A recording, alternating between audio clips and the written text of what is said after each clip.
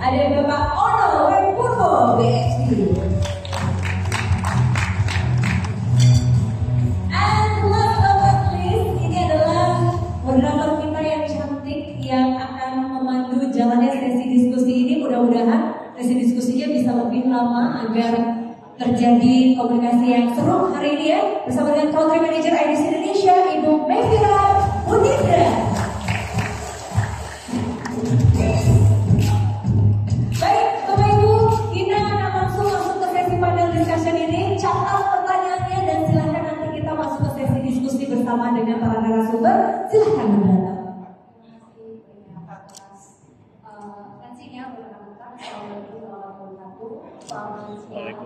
Mudah-mudahan sudah lebih berenergi ya. Habis itu kita juga Pak Om juga tadi sharing one of things AI Sebelum kita masuk ke arah diskusi hari ini, ya, aku yakin teman-teman pasti juga punya banyak pertanyaan ya, atau punya kebingungan yang ingin dicoba divalidasikan juga dengan para ahli gitu ya. Tapi sebelumnya mungkin aku bisa sambil perkenalan dulu Pak. Kita di Pak Om sebagai ahli dari Mas Ari yang Mas Oke mungkin bisa di-share dan juga role-nya kali ya.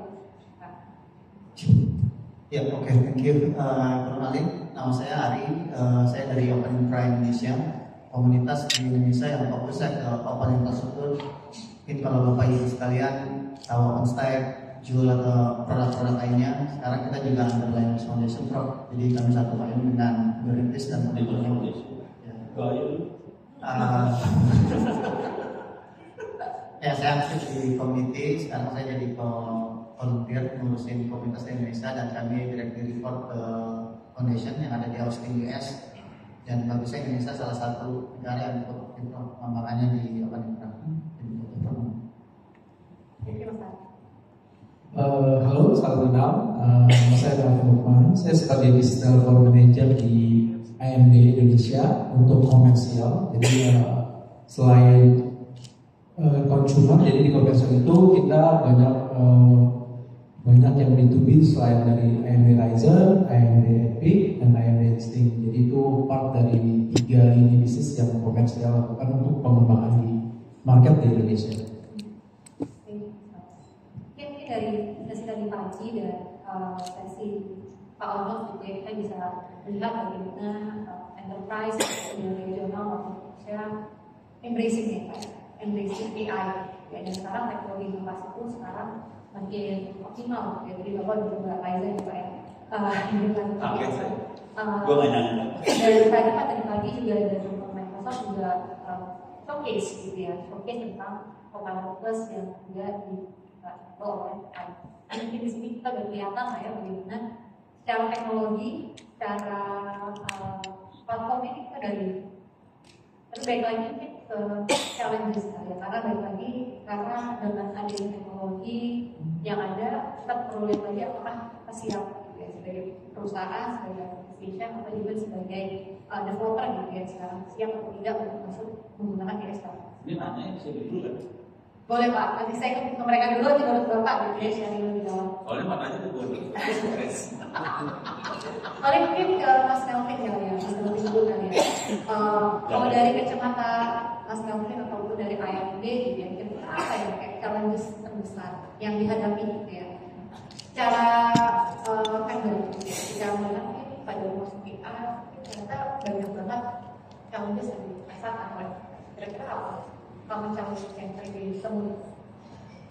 Challengesnya mungkin kalau tadi Pak Ono sudah sampaikan, Pak Ono salah satu itu investasi ya, masih banyak juga customer yang takut berinvestasi di AI itu sendiri. Apakah memang AI itu bisa memberikan ROI kembali kepada perusahaan sehingga memang investasinya tuh jadi sia-sia deh. Tapi memang kalau kita lihat semakin banyak yang sudah, kalau makin banyak aplikasi yang Bapak Ibu gunakan di perusahaan, makin banyak yang belakangnya sekarang tambah AI gitu. Kalau backup ada AI, ada network ada AI juga, software juga ada AI. Jadi kebutuhannya memang semakin besar, tinggal nanti kapasitas untuk yang perusahaan-perusahaan lokal yang tadi Pak juga sertifikat lokalisasi untuk AI yang besar.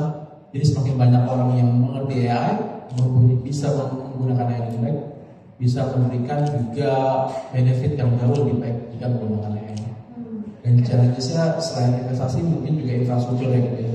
Kita juga banyak berkomunikasi ke pemerintah untuk membantu mendorong investasi secara infrastruktur juga di Indonesia. Hal-hal itu mungkin yang menjadi prioritas utama yang bisa dipertimbangkan dengan itu. Terima kasih Mas Alvin. Ini kalau dari Mas Ari, Mas kan kita bicara dari open infra ya, tadi ya. Jadi related juga dengan open ecosystem ya. Ada challenges yang paling terlihat nggak Mas? Infrastruktur ini. Ya tadi saya setuju ya poin sama Mas Alvin, tapi mungkin saya mau tambahin ada, kalau saya dengan tema Bira ya. Pertama adalah target di challenge atau CI itu ya, tapi bukan yang tertinggal bro. Ini 3P-nya beda. Pertama tanya target kalau di kami ya gitu.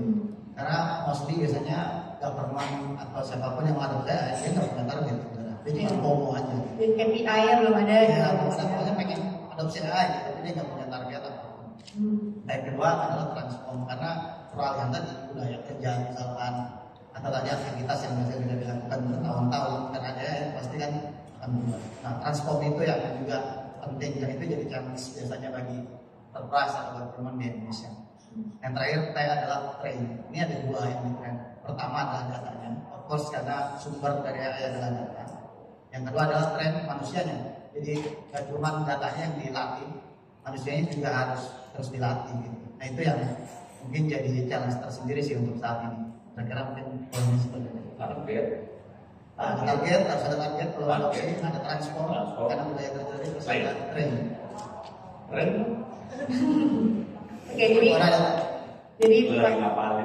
jadi kalau misalnya dari kacamata internal, berarti dari kacamata bisnis readiness-nya ya Mas, saya berarti bicara tentang change management lagi di dalamnya gitu ya, dari kacamata culture seperti apa. Kemudian target ini aku rasa juga sangat penting gitu ya, karena pasti akan related terhadap apa yang ingin dicapai oleh perusahaan untuk menggunakan AI. Karena tadi benar banget tuh Mas, ada FOMO gitu ya. Banyak sih yang saya pun juga sering dengar gitu ya. Kenapa AI itu digunakan? Karena dari CEO-nya minta, CEO-nya FOMO gitu ya. Kenapa banyak kompetitor saya pakai AI sudah gitu ya, tapi perusahaan kita belum. Sedangkan mungkin pertama perusahaannya belum ready dari kacamata infrastrukturnya, dari data gitu ya Mas ya, dan juga dari talent, misalnya seperti itu. Oke, itu lumayan valid gitu ya Prof. ya.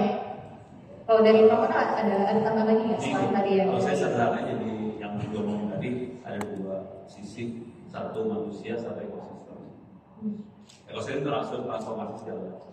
Kalau pengalaman saya kira-kira gini, kalau kita sebagai anak buah mengusulkan ke bos, langsung biasanya bosnya berapa sih? Mahal gitu. Yang kejadian sama saya langsung kira-kira gini gitu.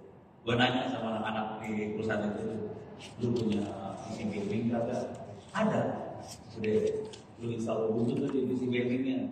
Terus jadiin LLM tuh. Udah gitu bikin buat helpdesk. Jadi kalau nanya misalnya, kalau cuti caranya gimana sih? Formulirnya apa sih? Kalau mau lembur caranya gimana? Formulirnya apa sih? Bentuknya HBS yang kayak gitu sih. Jadi nggak usah nyari orang, ada jawaban gitu. Jadi bikin AI buat internal aja yang pakai PC gaming gitu, yang ada GPU-nya. Ya udah, pas lihat bermanfaat ya. Baru mulai diadopsi. Iya. Tapi kita nggak invest banyak ya, investnya di knowledge ya. Install driver buat GPU-nya, ROM segala macam, itu sih. Sekarang tuh tren yang kami lihat juga nih ya dari IDC ataupun mungkin pertanyaan-pertanyaan yang saya datang IDC terkait tentang AI itu nggak cuma dari IT, dari bisnis juga, dari LO gitu ya.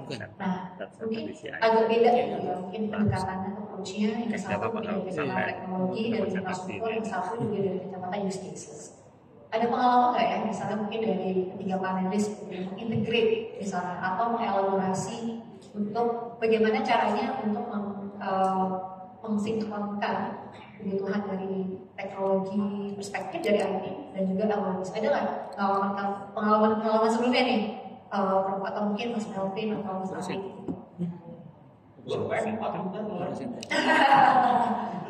Kalau misalnya dari kita misalnya. Aplikasi di Tangerang Selatan, kampus kita dikerjain sama pemkotnya lah ya. Dikerjain dong. Iya, senang sih dikerjain apa ya? Sama pemkotnya. Jadi mereka pengen bikin layanan buat masyarakat nih. Oke, udah kita bilang bikin aja LLM supaya kalau orang nanya apa-apa langsung. Jadi selama ini kan mereka nanya apa sih?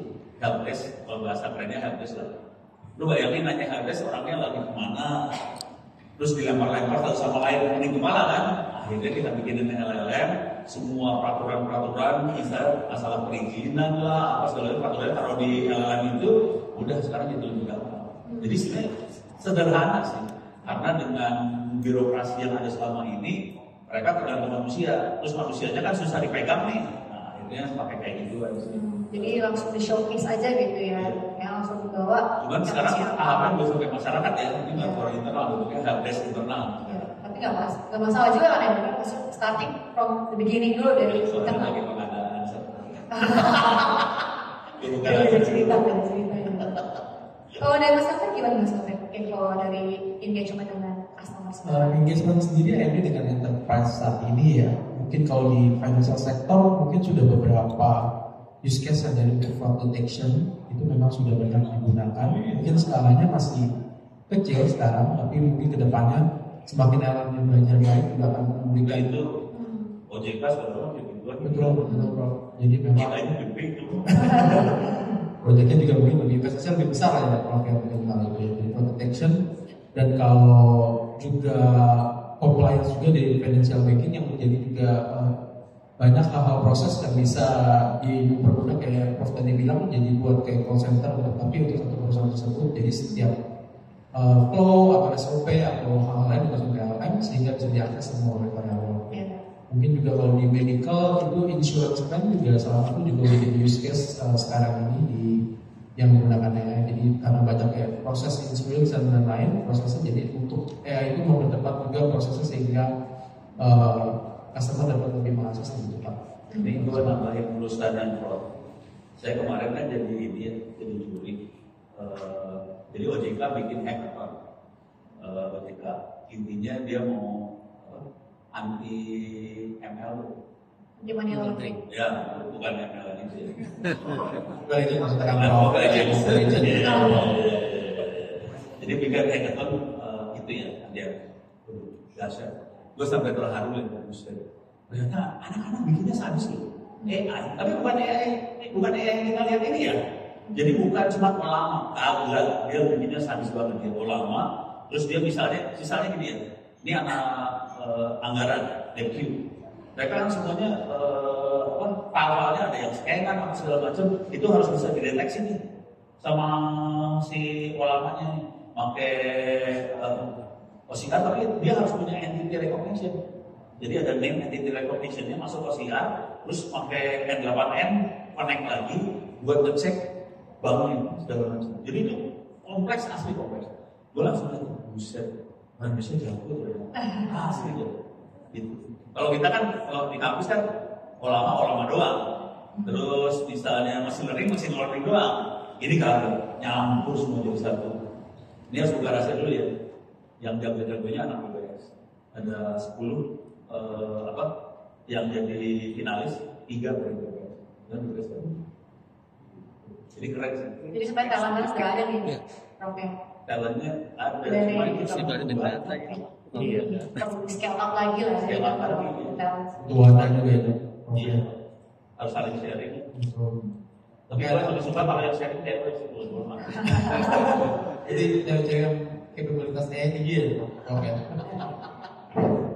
Kalau dari Mas Ari gimana Mas? Mungkin kalau dari kacamata open infra ya, mungkin ada kayak semacam kegiatan inisiatif yang memang berkontribusi dengan AI sendiri ya Mas sekarang yang sedang dilakukan. Ya, kalau untuk specifically dari open infra memang pengembangannya di luar arahnya ke sana ya, karena sekarang mereka semua provider itu bikin modul yang bisa connected langsung ke sistem yang kami open source. Jadi semua perusahaan itu berbondong untuk mereka nyambung ke sistem kita. Nah itu yang dilakukan di luar yang paling populer tadi mungkin kalau di Indonesia masih di generator AI yang dia bisa generate image, text dan lain sebagainya. Tapi kalau yang saya pernah ikut di luar itu mereka karena sudah mulai forecasting. Karena saya pernah bantuin file system. Jadi mereka memberi data berapa heatmap banyak di daerah tertentu dan berapa potensi kebakaran. Itu dikerjain AI dan jalan under Kebakaran. hutan. Dia memberi data-data di hosting di platform luar. Itu salah satu yang dilakukan secara use case yang memang bisa diadopsi sebenarnya untuk di Indonesia karena sering banget kejadian di Indonesia kebakaran. Karena kita mitigasinya nggak ada gitu. AI bisa dilakukan untuk proses-proses yang seperti tadi, bagaimana yang saya contoh generatif, Gemini, drop, nah cuma itu gitu. Bahkan lebih dari itu. Itu dalamnya mongkas itu, nggak cuma LLM doang gitu. Parah. Itu yang paling banyak sih yang dilakukan sama kami. Tadi AI-nya yang ada juga forecasting. Terus ada lagi kasus yang pernah saya ikut join di proyeknya adalah gimana memprediksi banyaknya minyak di dalam kandungan daerah tertentu gitu. Karena sebelum melakukan bor itu mereka analisis dulu. Ini beneran ada atau kalau ada berapa volume yang akan diambil itu yang dilakukan. Nah ini nambahin ini lagi-lagi untuk dari juri nih SKK migas keren juga isinya. Jadi isinya perhubungan semua sih sekarang perusahaannya. Gimana proteksi minyak tinggal sisa berapa? Ada kan minyak ada di lapisannya nggak semua tanah ada minyak kan? Dia bisa proteksi pada kedalaman berapa masih ada minyak 2%. Wah dahsyat. Termasuk kalau pipa ya, pipa kan itu kan bensin yang kita bor itu kan dilewatin pipa, dia bisa deteksi pipanya bocor di mana kalau bocor. Dan pipa itu suka dibocorin kan. Biasa bisa ketik di mana-mana kan. Itu makanya AI ternyata asli. Dan juga self mining selection, karena juga ada use casesnya. Tapi kalau di oil and gas atau mining, pilih site-nya di mana? Oh iya. Itu kan juga menggunakan AI. Pilih site-nya bukan hanya sekedar pilih site, dia juga harus di mapping ke perizinan. Betul. Jadi mappingnya parah. Jadi gue kaget juga pas lihat. Dan mereka open source ya. SKG migas open source banget sekarang. Apa pakai yang yang next question kali ya, teman-teman ya. Dari experience dari rekan-rekan sekarang gitu ya, engage dengan community, sama pemerintah juga gitu ya, mas sampai mungkin dengan enterprise gitu ya. Critical elemennya itu apa ya? Misalnya yang perlu teman-teman enterprise sekarang pun juga perlu consider ketika mereka akan deploy AI. Apa sih yang menjadi hal utama yang mereka perlu prepare from the start gitu ya? Kan tadi mungkin Mas Ari juga udah menyampaikan tadi 3T ya, which is benar dengan target. Ada lagi nggak Mas? Atau itu yang memang menjadi the most critical part mereka perlu ada sekarang?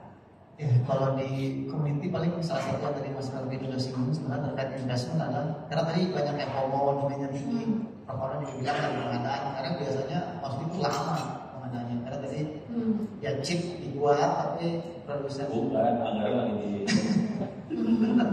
ya kritikalnya salah satu yang nggak kalah penting menurut saya tadi talentnya juga mesti harus diimbangi gitu. Jadi sekeren apapun teknologi kalau talentnya yang tadi nggak di-train nggak diimbangi dengan kekuatan teknologi yang bagus pasti adopsinya akan jadi lambat juga gitu. Bahkan sekarang mereka banyak yang khawatir kan bahwa AI akan menggantikan dirinya. Sebenarnya menurut saya nggak perlu khawatir, malah harusnya dia senang bahwa pekerjaannya akan lebih produktivitinya akan meningkat karena terbantu sama AI. Jadi salah satu faktor penting sekali lagi menurut saya kalau juga nggak penting. Talent yang Mas Eko. Kalau dari Mas Taufik?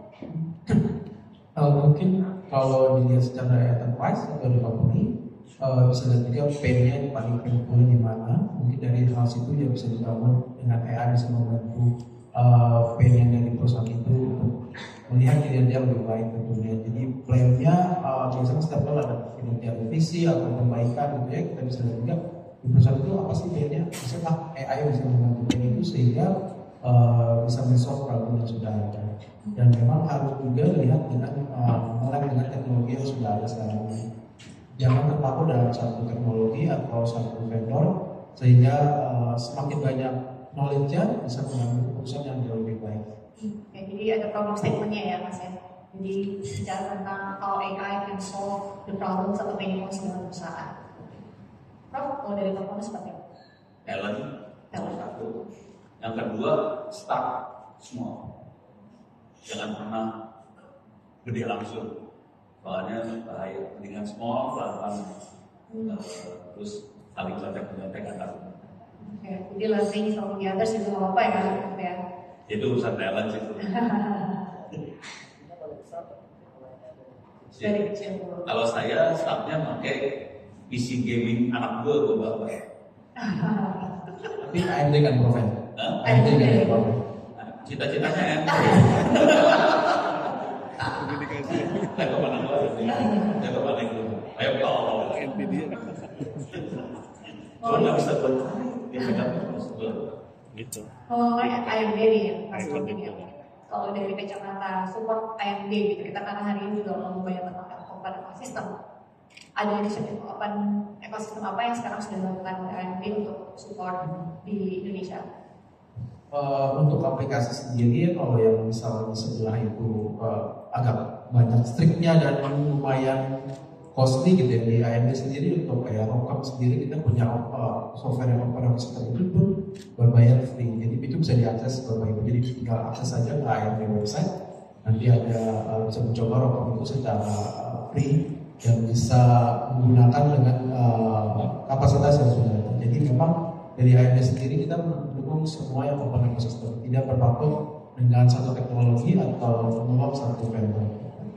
Jadi sudah mulai dilakukan dan sudah mulai di-apply ke market Indonesia juga ya Mas ya. Jadi sekarang untuk kalau teman-teman sekarang di sini yang mau di part of ekosistem juga udah open ya sekarang. Betul, karena di AMD sendiri mungkin kalau banyak yang mengenal AMD itu banyak Ryzen-nya di notebook ya, dan sekarang kita juga di data center GPU sendiri kita sudah penetrasi market dan juga sudah memberikan awareness juga kepada enterprise atau perusahaan-perusahaan bahwa AMD sendiri punya GPU dan komputer yang sulit digunakan. Hingga apakah di perusahaan Bapak Ibu banyak use case yang digunakan melalui AMD dan tidak? Oke, mungkin kita karena waktunya nggak banyak gitu ya dengan discussion ini, mungkin kita bisa buka untuk Q&A ya dari teman-teman. Mungkin di sini ada pertanyaan dari floor yang ingin disampaikan, mungkin boleh teman-teman Ibu sebelah belakang ada yang ingin bertanya. Ada. Bila ini antara belakang Mas. Bener-bener nggak salah lagi. Mungkin yang boleh disampaikan dari mana juga ya Mas ya, sama dan dengan siapa mau ingin pertanyaannya. Nama saya Gabriel, saya dari mobil. Cuman saya ingin bertanya ke Prof secara spesifik, yang lain boleh mau menjawab boleh. Yang lain juga boleh. Apa itu? Silakan Mas. Saya ingin bertanya tentang kan tadi Prof bilang itu yang AI untuk SD, SMP, SMA. Oke. Saya ingin bertanya lebih ke arah apakah ada concern kalau nge-push pengetahuan AI kayak begitu mereka kehilangan fundamental pengetahuannya gitu, logik dan segala jenisnya gitu. Ini jawaban cepat ya. Yang diajarin bukan pakai AI, yang diajarin bikin AI. Jadi yang awalnya kita kasih computational thinking, udah itu kita ajarin kayak Google Teachable Machine itu bagaimana cara kerja AI-nya, targetnya lebih untuk bikin AI sih. Saran saya dia di-download buku ya, bukunya free bisa di-download di internet, lu baca, itu targetnya bikin AI. Jadi kalau anda belum pernah bikin AI, baca buku itu dulu dah, gratis. Totalnya ada 12 tambah 4 itu berapa? 16 buku dari SD. Tapi gampang. Downloadnya di mana tuh Prof? Panjang deh. Intek Press, Information Technology Press.ittps.ac.id. Saya ulang ya, Intek Information Technology Press.ittps.ac.id. Lo enter nanti ada buku gratis bisa diklik, bisa. Kalau dikasih ke guru-gurunya dah. Nih, gue sekalian iklan. Boleh. Biar makin beginners friendly ya. Sangat beginners banget. Jadi semua toolnya open source. Gitu. Beres ya? Iya. Ada lagi Mas? Ada pertanyaan lagi dari udah terjawab? Udah. Terima kasih Nah, banyak. ini kombinasi. Boleh. Bukan rasanya dulu biar nggak nyerang gue terlalu. Sama aja. Kebetulan saya tuh temennya anak buahnya Prof. Ono. Jadi Temennya orang juga nggak bagus. ya temen kuliah anak buahnya Prof. Ono. Saya ada 3 pertanyaan sih untuk Prof. Ono, untuk Mas Putro dan Mas Nevin. Pertama ke Mas Nevin dulu. Sebagai company teknologi ya, mungkin nggak ada seperti kayak kolaborasi antar mungkin dari AMD dengan volunteer seperti Mas Putro atau researcher seperti Pak Ono gitu, dengan bikin lagi kampus. Oh iya. Dengan para akademisi, universitas atau rekan-rekan yang mungkin lagi menyelesaikan tugas akhir, misal tesis atau disertasi atau apapun, yang nantinya bisa berkontribusi di Indonesia gitu. Kan kita tahu sendiri ya, teknologi itu kan mungkin di perusahaan juga butuh resources yang cukup mahal gitu kan. Dengan adanya kolaborasi itu kan, siapa tahu dari kita Indonesia ini nggak cuma sebagai pengguna, tapi kita juga bisa menghasilkan juga gitu. Mungkin seperti itu. Itu yang pertama. Kalau yang kedua, Mas Putra, pandangannya gimana Mas antara teknologi enterprise yang memang mereka punya peneliti gitu, mereka punya dana gitu,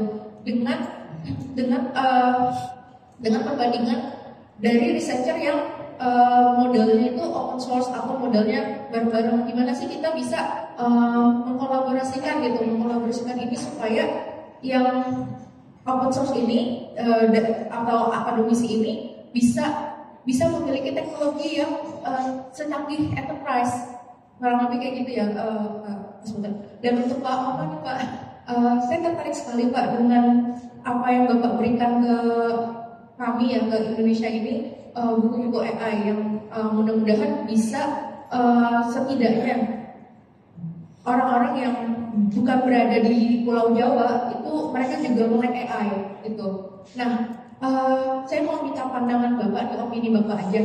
Kalau misalnya materi-materi tersebut kan Bapak tujuannya mau diakses itu offline first ya, jadi bisa diakses secara offline.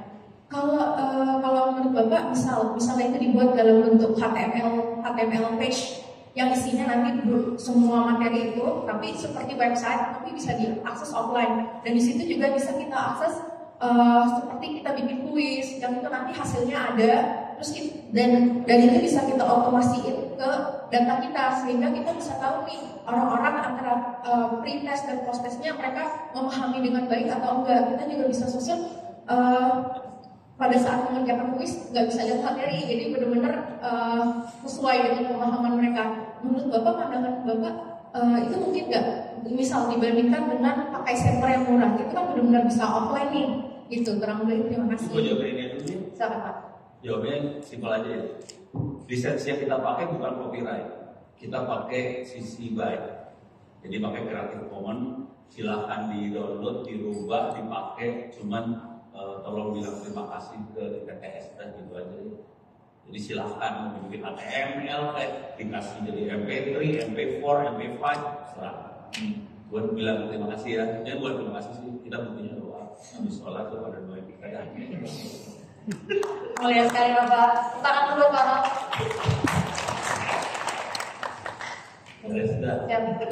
Ya kalau dari ini, kalau perihal kompetensi di kampus perdagangannya, kita sudah mulai saat ini juga dengan kolaborasi juga dengan Prof. Ono juga ke ITTS ya, Prof. Besok kalau udah masalah Prof ya. Oh jadi bikin lab di ITTS ya? Kita diskusi Prof. kita beri belakang. Kita sangat coba untuk mensupport apa yang AMD punya dan juga kepada kampus-kampus, apalagi Prof. Ono juga sebagai expert di sini, pasti kita juga mencoba Lu tahu, lu harus ngasih tuntutan kita juga. Jadi misalnya lu support kampus, lu bilang sama kampus, gue support lu, lu harus bikin sistem bangsa Indonesia Betul. harus bikin itu kan, kan? Betul. Iya, gitu maksud gue. Lu Setuju. harus ada Jadi ada targetnya mas. Betul. Paling ya kita memang startnya dari PTS, nanti mungkin akan berkembang lanjut lebih lanjut lagi kepada kampus-kampus lain. Jadi akan ada kolaborasi. kita biasanya selalu buku-buku sih dari situ. Jobrek, buku, webinar, workshop. Jadi akan terus berkembang kan mas ya kolaborasinya ya untuk ekosistem developer tersebut ya. Harus out. Karena merah. Iya, nah tinggal satu lagi. Sangat mas. Ya mungkin nambahin respon sedikit terkait resources tadi ya, yang kalau bukan dari open source gimana. Saya berterima kasih sekali sama MD udah support Open Intra, yang paling terbaru dia punya Rotom Star Developer Certificate. Jadi kita bisa daftar, bisa register di situ. Kalau nanti latihannya 99% bisa dapat kredit yang kerjasama sama AMD, Digital Ocean atau beberapa. Itu kan dari mana ini kurikulum?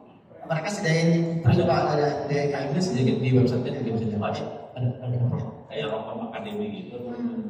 Ya ada insight outline yang perlu dipelajari. Nanti kita ada assessment, bisa belajar di sana. Kalau nilainya bagus bisa dapat Itu menarik jadi Ada insentifnya juga gitu ya mas ya. Dan bisa juga teman-teman di sini juga bisa join ke Open Infra juga, komunitas kan ini Open Infra komunitasnya terbuka kan Pak? Dan bisa diakses bebas, jadi banyak informasi juga yang bisa digunakan sebagai pengetahuan. Jadi kalau ditanya tadi pandangannya gimana terhadap researcher atau perusahaan yang punya independen gitu ya dibanding open source, bahkan mereka banyaknya ambil abstract code-nya itu dari open source gitu. Mereka kembangin, terus mereka kemas, terus dijual secara komersial. Jadi kalau secara kemajuan teknologi harusnya yang open tadi, yang no vendor lock-in, karena kita nggak mau terikat dan kita benci ya bro terikat sama suatu hal. Teknologi. Jadi pandangan saya sih harusnya secara teknologi lebih maju karena tadi dia nggak ada barrier, nggak ada konflik of interest terhadap komersial, terhadap peduli dari community, jadi harus Lebih scalable mas ya. dan lebih masif karena yang ngerjain banyak sekali dan seluruh dunia. Terima kasih banyak Mas Ari karena waktu kita terbatas gitu ya. Terima kasih banyak buat rekan-rekan. Mungkin sedikit recap. Jadi tadi mungkin salah satu quick tip dari teman-teman pun dari Mas Melvin, Mas Ari dan Pak Tono. Mungkin untuk pertama start small itu aku rasa yang paling penting juga buat rekan-rekan ketika akan sekarang ke AI use cases. Kemudian di sini juga salah satu yang perlu dilihat juga adalah problem segment. Itu aku rasa juga salah satu yang perlu dieksplor gitu ya, bahwa kita nggak lagi di zaman FOMO gitu ya. Kita harus tahu apa yang ingin di solve dari use cases dari AI yang teman-teman akan develop gitu ya. Dan itu penting sekali dalam the success of the AI implementation dari rekan-rekan. Kemudian mungkin ada beberapa case seperti talent, you harus mulai prepare dari talent. Tadi Prof. Ono sudah mulai ada inisiatif-inisiatif yang kira-kira seperti apa. Mungkin hal yang bisa teman-teman eksplor adalah dari reskilling dan upskilling juga kali ya di dalam internal enterprise rekan-rekan. Dan terakhir adalah mungkin rapat dari target, ini aku ambil recapnya aja kali ya Mas Ari ya. Target bahwa segala use cases yang rekan-rekan punya di sini perlu ada KPI-nya, indikatornya, dan jangan lupa itu untuk terus di tracking gitu ya, karena itu yang akan menentukan sukses dan capability dari scale up ke depannya buat rekan-rekan semua. Sekian, semoga saya bisa recap dengan baik. Terima kasih banyak Prof. Mas Ari, Mas Melvin atas waktunya. Terima kasih banyak rekan-rekan atas waktu dan pertanyaan juga dari rekan-rekan semua. Sekian dari saya. Assalamualaikum warahmatullahi wabarakatuh. Waalaikumsalam warahmatullahi wabarakatuh. Izin kepada narasumber untuk dulu di depan, silakan. Boleh silakan foto dulu. Nah, untuk Bapak Ibu, sebelum kita lanjutkan, saya ingin informasikan terlebih dahulu bahwa setelah ini kita akan langsung masuk ke sesi berikutnya. Namun untuk Anda yang ingin review coffee or tea atau mau ambil snack di area kue, boleh dipersilahkan namun secara bergantian. Sambil yang tadi belum selesai scan QR code untuk melengkapi eligible, bagi Anda yang mau dapetin Sony PS5 powered by AMD pastinya silakan secara bergantian ya. Karena kita akan melanjutkan untuk sesi berikutnya. Tapi sebelumnya boleh berikan tepuk tangan yang